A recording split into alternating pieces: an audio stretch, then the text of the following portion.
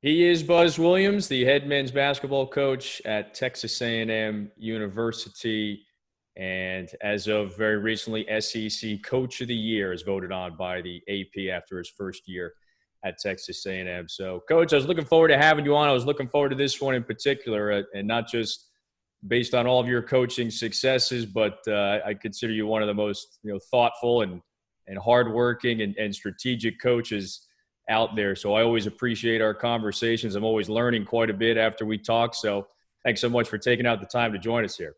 And I'm honored that you would ask me. Good to see you. Good morning.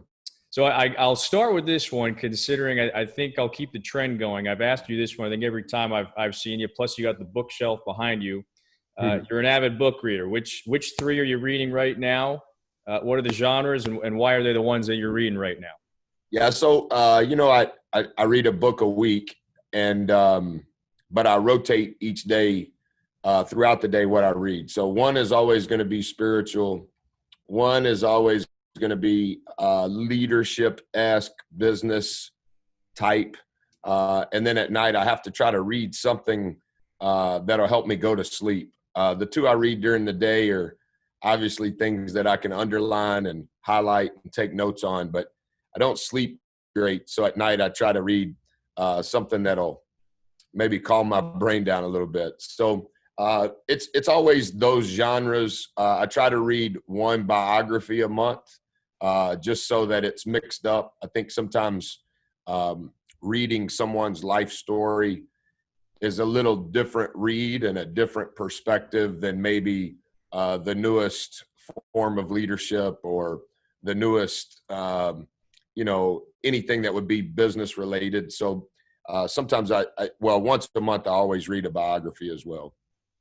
Your schedule it seems to be very regimented, very organized. You pack a lot into each day. So how organized? What do you have to get done each day, and why? Yeah, really good question. I'm not exactly sure, Kevin, what would be the right approach on how to answer that. So I have 9 daily disciplines that I do. During the quarantine, I've added 6 more. It is very regimented. It's too regimented, to be honest. I don't handle chaos very well. I have enough chaos in my brain. And so I try to regulate my time as best I can. So it kind of keeps me in a narrow lane on what I know I need to do, how I need to handle that particular day. But I would say, unless you're kind of in my sphere, obviously my wife is aware, the people that are on our staff are aware. I don't necessarily know that it's the best way for everybody, but I think for me, I have to have those scheduled itinerary things on what I'm trying to accomplish. And it's just to keep me going in what I believe is the right direction. It's not necessarily the best direction for anybody else. It's just what I believe. You mentioned something there that I listened to you speak on not long ago, and it pertains to daily disciplines, and those are obviously things that may be really difficult to get through, but kind of what happens afterward, or the results of doing these things on a daily basis, obviously creates kind of a love for them. Yeah. I want to spin that towards basketball. Which of your former players over your years of coaching at A&M, Virginia Tech, Marquette, New Orleans, and so on and so forth, which players best embodied that really bought into that? They were like the disciplined ones who really came to love that part. Yeah, not because he's a good player. Jimmy Butler was real good at it. He's wired very similar to I am in regards to how his brain operates and how he thinks in a linear fashion. Incredibly hard worker, very disciplined, but wants a schedule, wants to know what's next. There's 8 people on our current staff at A&M, Kevin, who started in our program, wherever that was, as a student, either as a player, either as a manager or a graduate assistant. And so I think part of just the osmosis of it all, relative to time management, no matter what your category is on our staff, just because of how I operate, you you have to deal with some of that. I try not to inflect it completely, because I know it's not for everyone. But I do think that the process, those are the words that real smart coaches use. I'm not sure that that's necessarily a word that I use. I understand the intent of it, but I think how you go about it is important. What you're doing is semi-important. I think the why you're doing it is most important. And so, Buzz, why do you do those things? For me, that's always the right question. How do you do those things? I can explain it, but because that's how I do it, that doesn't necessarily mean that I think it would be best for somebody else. It's just how I do it. And then what is it that you're doing? I can articulate those things, but I think that's kind of the top layer of it. You're really not getting into the meat of what's important. So it doesn't mean that I have all the answers. That's not what I'm saying. But I think player, manager, coach, just because of the routine and the rhythm in which we function, some of that is going to burn off on you in some way or another. And I think as those kids get older, that routine, whether they agreed with it as a player or not, it ends up helping them, whether they're still a player or they're a husband, they're a father, or they're starting their next career post-basketball. I just think from a time management standpoint, I think we all need help in that regard. I want to key in there on Jimmy Butler, because his story is one that I still don't think many look back on and realize just how amazing it is. But because you had a big part in all of this happening, how did Jimmy Butler go from junior college in Texas and kind of overlooked to a certain degree to Marquette to NBA, 5-time All-Star, so on and so forth? Well, the first thing I would say on that, Kevin, is we did a great job of coaching him down. He was never even an all-conference player and ended up being a first-round pick.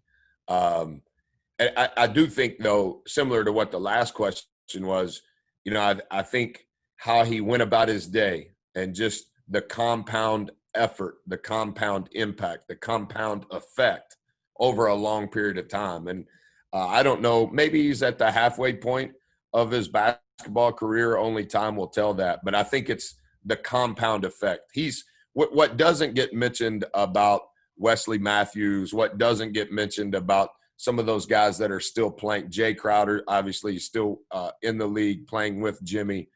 Those guys are really, really intelligent. Not intelligent players. They're really intelligent people. And I think that there's some level of connection that their brain is part of their game. And I think that that's not spoken about because of how many points they score or who they guard or how fast they run.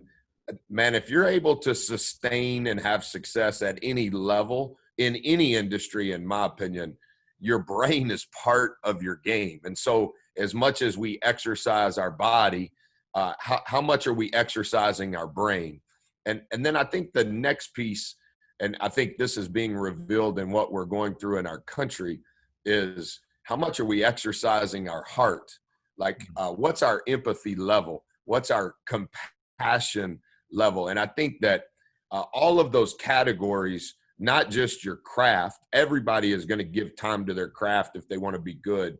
But are you giving time to your brain? Are you giving time to your soul? Because it's all of those pieces, and the higher you go, the separation is almost invisible. And so it can't just be exclusively based on your talent, because at some point, regardless of your industry, the talent is going to settle. And so the separator is not just your talent. And so I think how you spend your time in each of those categories over the course of your life, over the course of your career, I think that's key. And I think, as I get older, like when people ask me about Jimmy or Anybody, the former players that are currently on our staff. I'm not speaking exclusively about the kids that are playing in the league. Your best work wasn't about me at all. It wasn't about me. It was always about someone else. And when you want your best work, the way you do that is just remove your ego. I got to remove my ego. And when I stop telling my story and start telling someone else's story, I think that always provides someone that doesn't have a voice. And I think, like, in what we're going through now, the voices that are not heard as a leader, those are the people I need to represent the most. When people ask me, man, how did you get into coaching? Yeah, I know that story. I'm very restricted in when I say it, because when I say my story, I got to be careful that it doesn't come across, Kevin, like my story is more impactful than yours. It's not. It's my story. It's important to me. But as I've progressed and now I'm approaching getting old, I shouldn't continue to use my time talking about my story. If you want to know my story, you can Google it. You can figure it out. But maybe as a steward of others' stories, I shouldn't be worried about mine. I should be worried about theirs and how can I help their story. And I think that in the end, I think that's what's most important. When did that kind of philosophy really hit? Because it sounds like it's an important one to you, like you said, as you're progressing throughout your career. Yeah, I think everybody has to create a matrix for themselves on what they think success is. And I think a part of that matrix probably changes as you evolve, as you mature, as you approach different stages in your life. If you ask a 20-year-old, hey, what's success? You're probably going to get a lot of the same answers in the world that you and I function in. And you may actually hear some of those same things from coaches.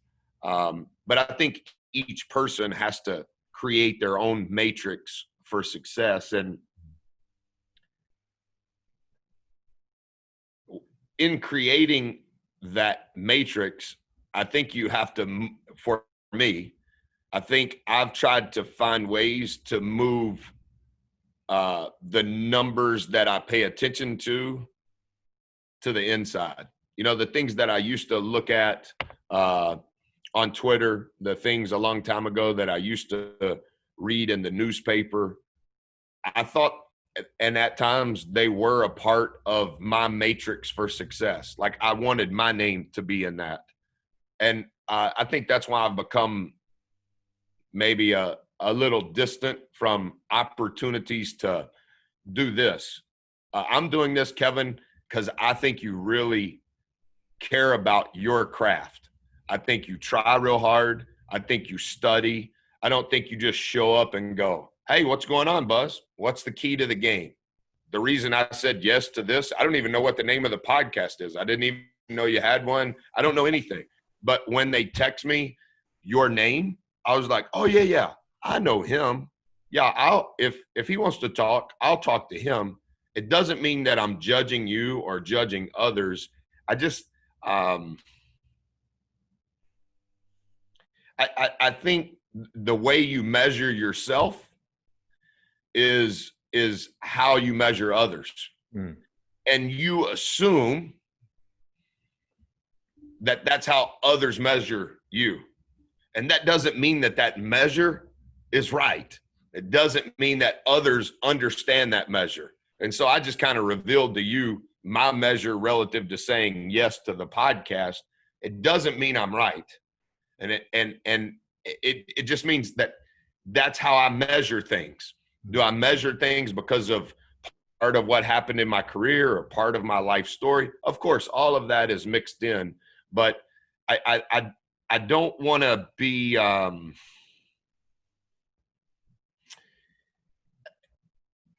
I used to be maybe my greatest fear was failing. And I get that, and I still have glimpses of that and remnants of that.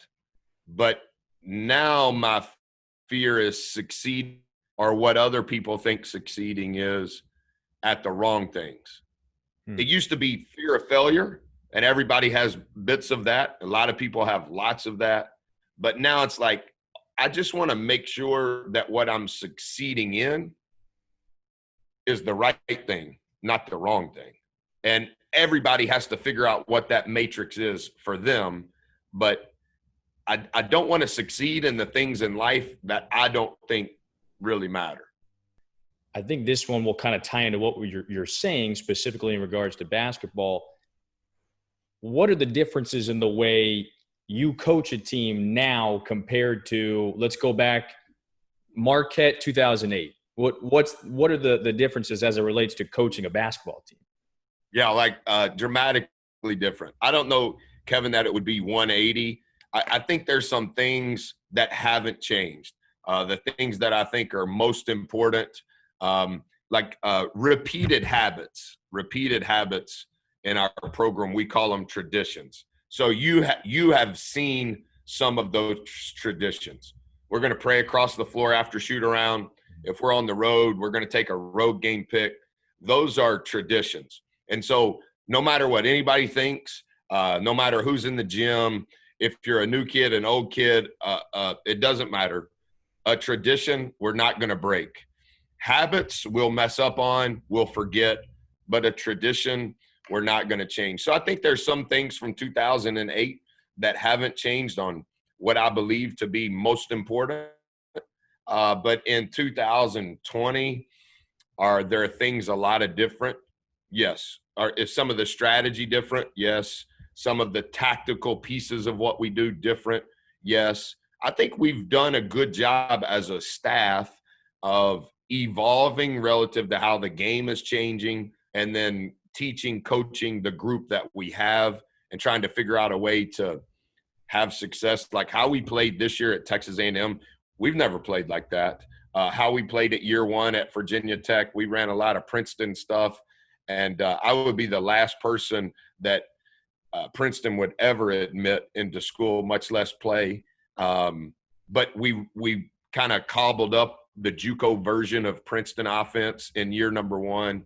So I think we've kind of morphed as the strategy or the talent on our team has changed. But I also think that there's a lot of the same core beliefs, values that are timeless. And those things have become traditions, and those things haven't changed. Yeah.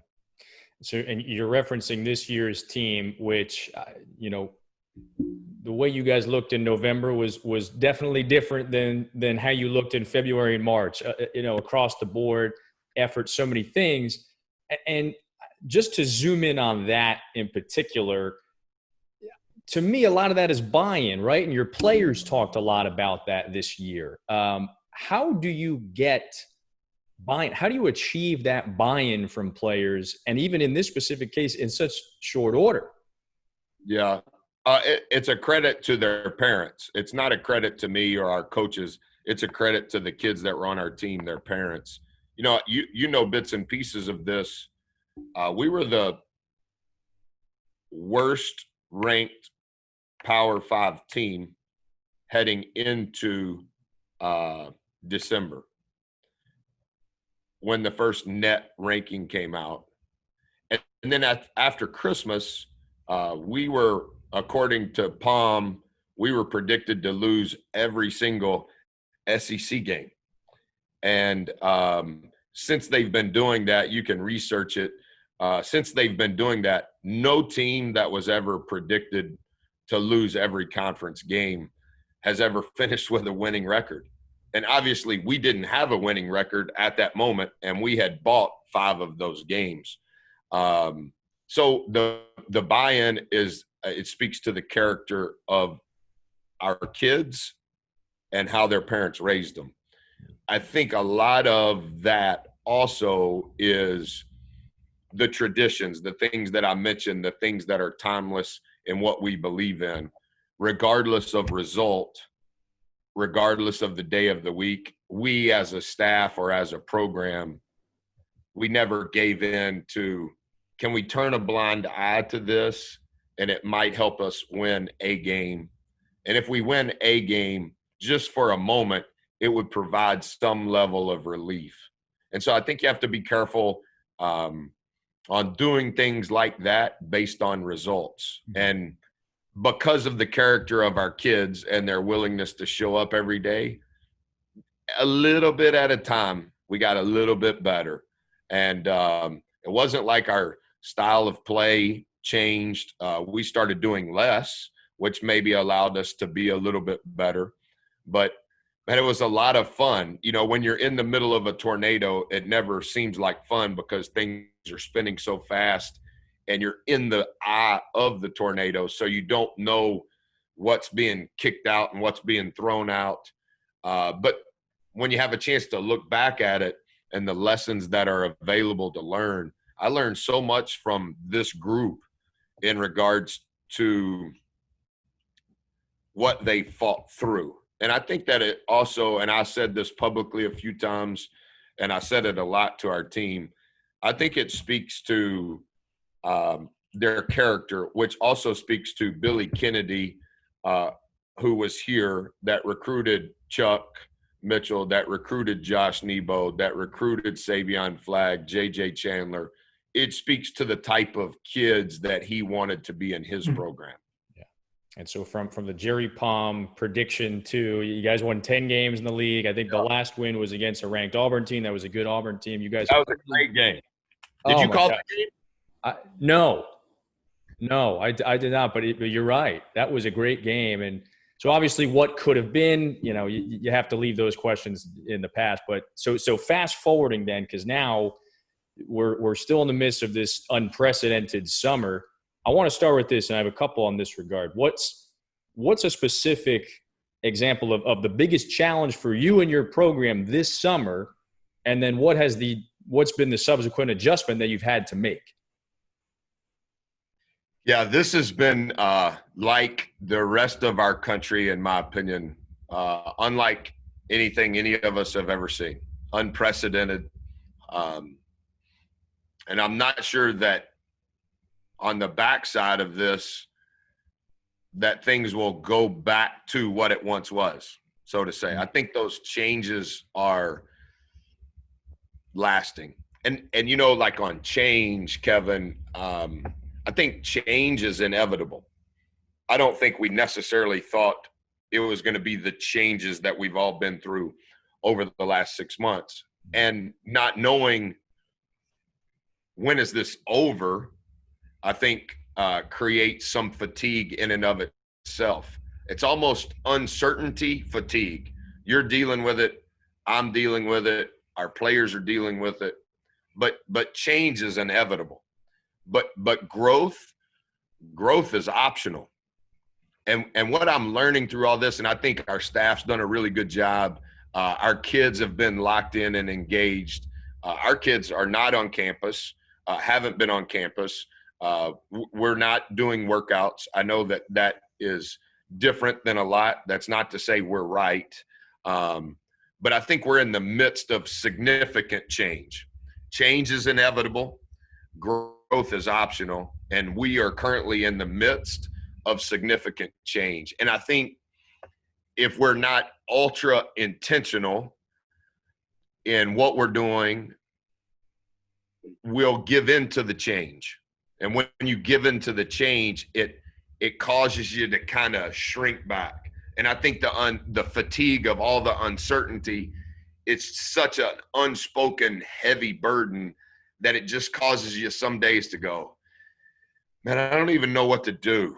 I don't even know what to do because I don't know what's going to happen. And so the change, if you're not ultra over the top intentional, it causes you emotionally to go, I'm just gonna take a break today. I'm gonna take a break and just look at social media all day. I'm not gonna look at my phone all day, and I'm just gonna sleep. But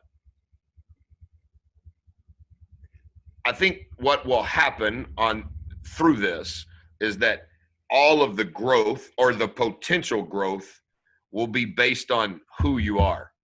I don't think it'll be based on your title. I don't think it'll be based on how much money you make. I don't think it'll be based on what grade you're in, because it's such significant change that if it causes you to shrink, if you're not intentional, then that's kind of who you are.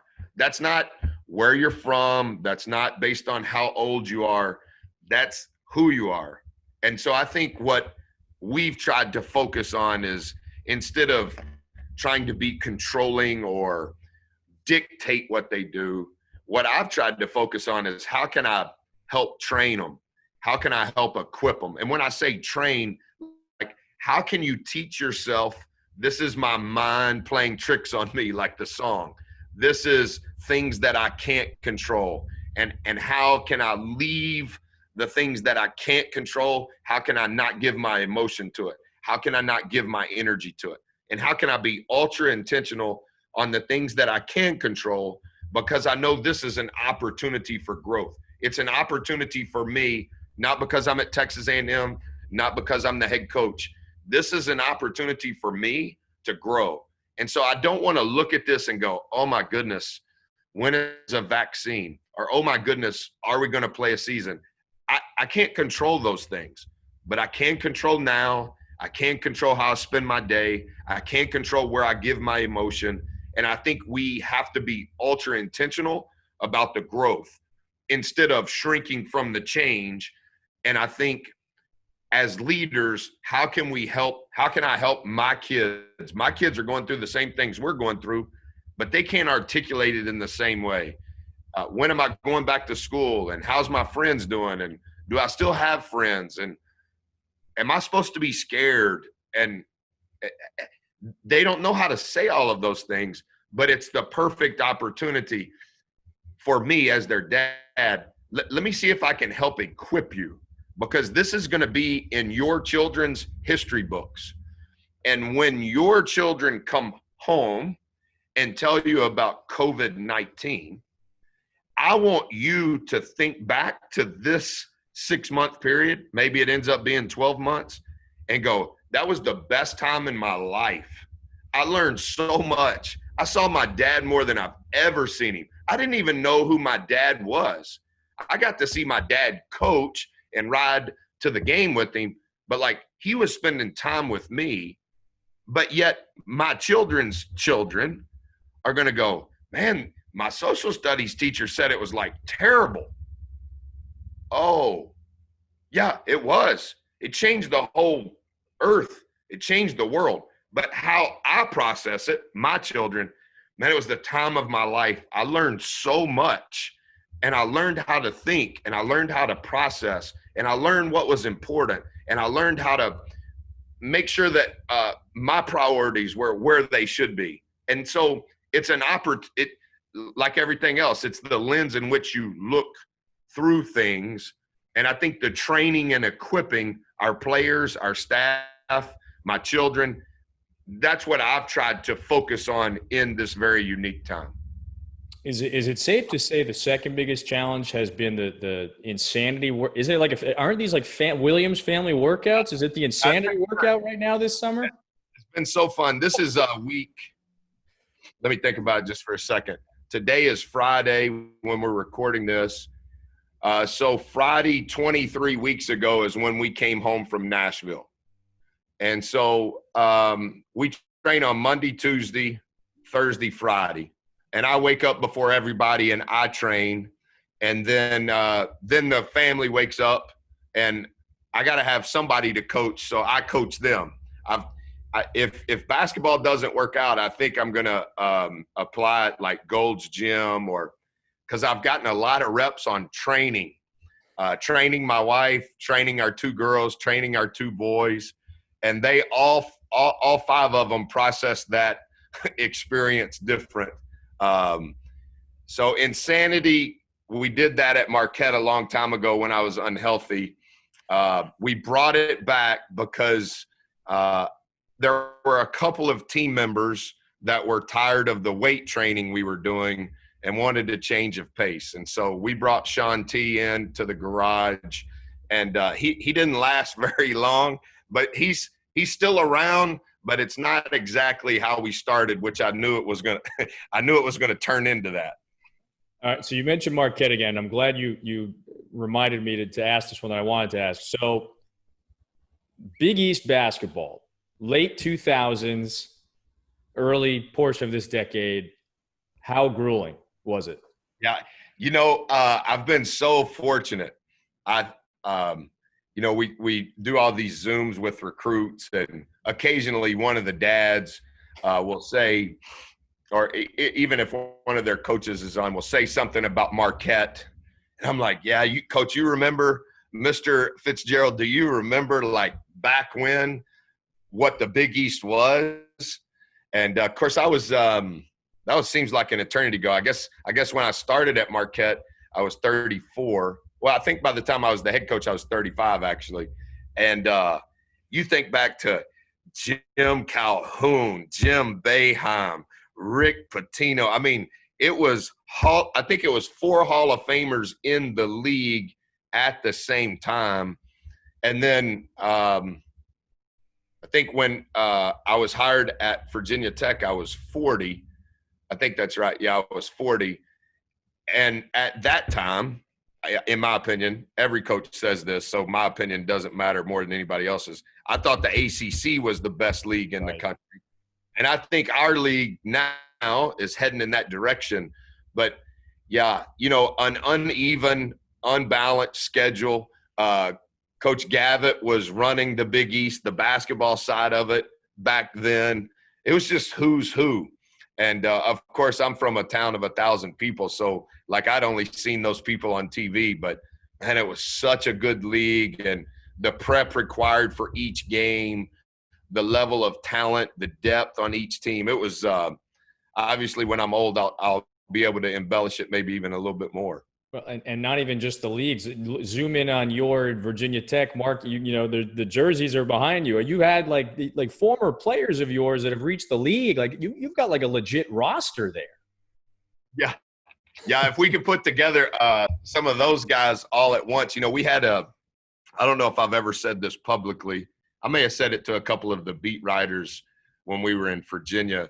After my 10th year, Kevin, as a celebration, we brought every former player, every former manager, student trainer, every former assistant coach to Blacksburg for a long weekend.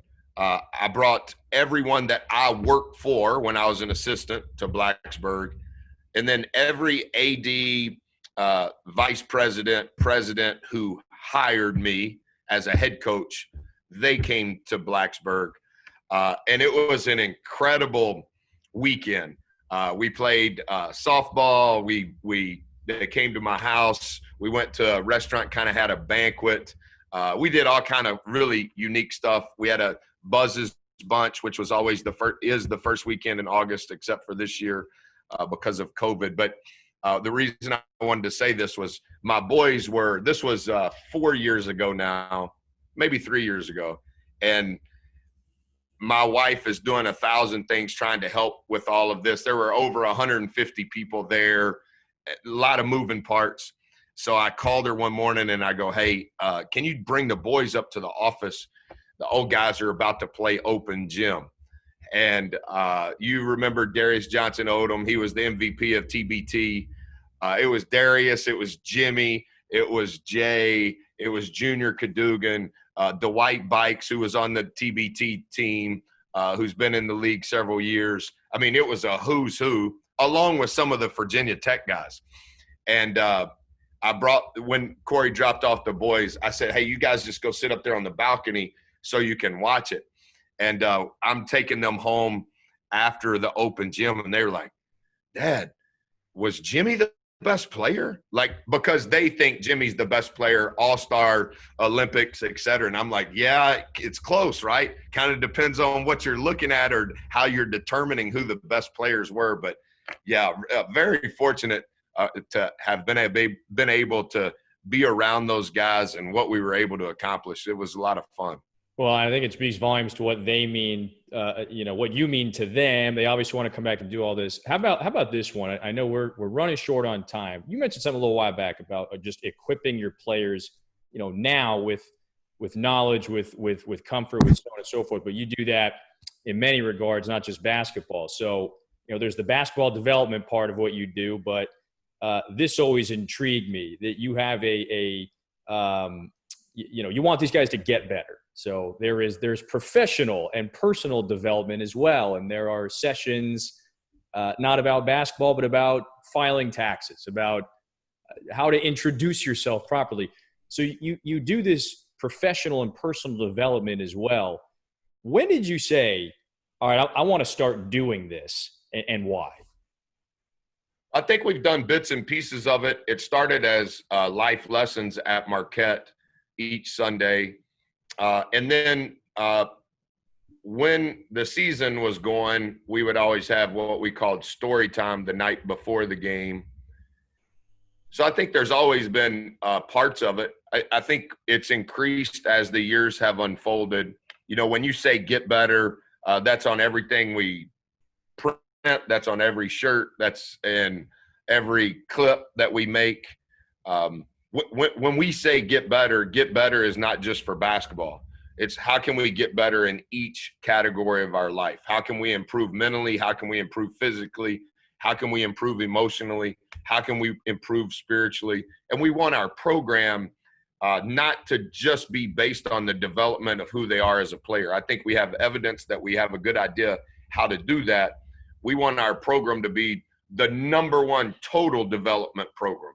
And when you say total development, that's in every facet of your life. And every life is a little different relative to their dreams and their goals. And the same is true with our staff.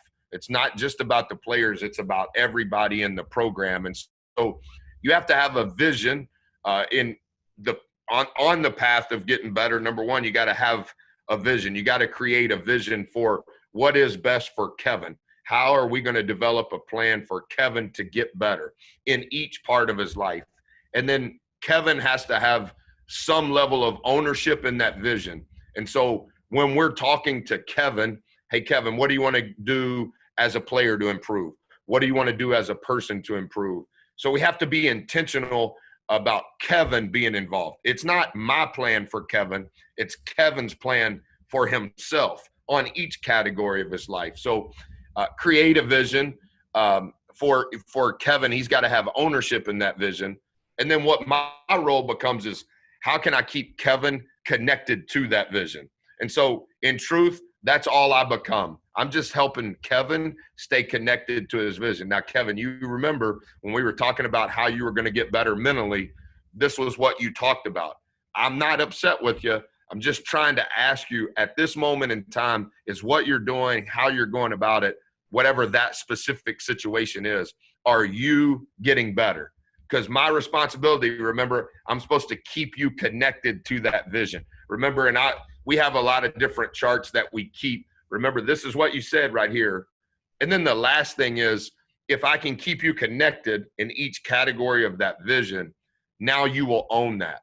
And so, kind of like what we were talking about, Kevin, earlier in the questions, all of those old guys, it has nothing to do with just their basketball. It's, am I able to keep you connected to your vision so that when I'm not here, so to say, you own that vision?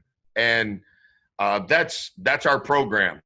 You'll see it in our facility. That's how you get better. That's the path of getting better. Those are the 4 steps. And we never just talk about basketball. It's about every portion of your life. Yeah, really insightful. And I can't even imagine how helpful it is to your players. I'm sure you've been keeping tabs on the bubble. Yep. You obviously have many former players down there. It's their only source of basketball right now. Listen, you're a stylish guy on the sideline. Would you rather prefer the casual look that we see down in the bubble, or are you going to stay with the suits and the 3-piece suits? What's the preference? So I've never said this publicly, and it's not to be offensive to anybody. I can't do that. And it's because how I think through things. I just don't think that as much as I've been blessed to have this opportunity, that when it's time for our program to be public for 3 hours, that I can wear some khakis and a tennis shoes and a polo. I think I should put on my Easter Sunday suit for every game, because this is more than I ever dreamed. It's bigger than any dream I could even fathom. And so for me, not putting on a tie, I can't do that, because how you can just wear an open collar, to me, it's like you're too cool for school. I can't do that. I understand why people do, but I can't wear a polo. I may have one Texas A&M polo. I never wear polos, because I think just how I was raised by my parents, you always want to give your best. And if you're asking your players and your staff, man, what we're doing is really, really important, and it's changing lives, and now we're going to give the public an opportunity to see it, we need to be our best. And when we say we need to be our best, it's not just the words we speak or the actions that we take. It's in every part of way. I have to get my hair cut before the game. Why? Because that's part of being my best. Why do you have to pay attention to what shirt and what tie? It's just because what's transpiring in my life is bigger and better than anything I ever thought of. And I don't want someone to look at me and go, wow, he doesn't even dress up for work. I can't do that. I don't have any problem with people that do. It's just not for me. Well, you nail it. No doubt. You nail it when you're on the sideline there. Coach, you've got to go. This has been spectacular, really insightful stuff. You delivered exactly what I'm sure everybody expected you to do. So, Buzz Williams, SEC Coach of the Year. Coach, thanks so much for the time. Thank you very much, Kevin. Good to see you.